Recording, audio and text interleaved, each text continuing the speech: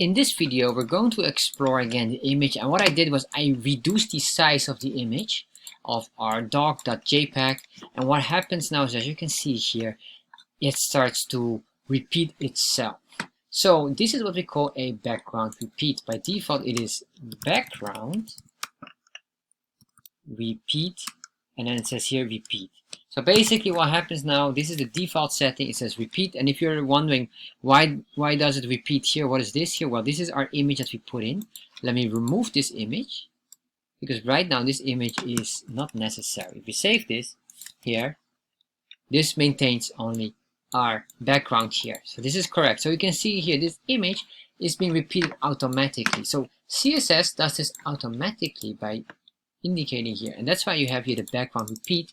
But what do you want to do is, maybe you don't want to repeat this. So let's say we want to say repeat. Well, we can do no repeat. If we do no repeat, what happens is it will repeat only once, and then it will start to use the background color, whatever we use, according to our commands here. So this is very important. You can see here, these are the other colors. That's fine. So this is fine, and maybe for some reason you want to, because you have maybe a small design that you want to repeat, then you can do as well this.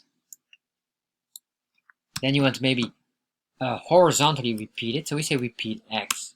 So repeat X means horizontal repeat, and if we save this, we refresh, it will repeat only the horizontal version, suitable if you have like a square pattern that you want to repeat it multiple times, only like to make a nice line or something like that.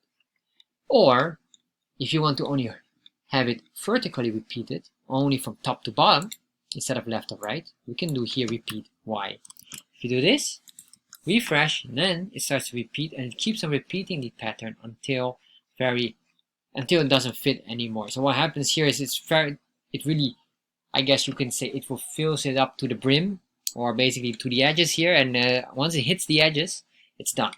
And that's here saying as well, even though it is not complete. So, but if we don't want to repeat, in our case, we don't want no repeat, we'll say here, background repeat property, and then with the declaration no repeat, and refresh this, this will be it. And eventually what we want to do is we want to expand this so it will cover the entire page of entire div.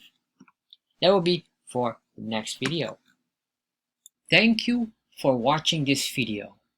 If you enjoyed this video, make sure you subscribe to my channel, and if you have any questions regarding this, make sure you put them in the comment section. I'll get back to you. And if you enjoyed this video, check out the next video here.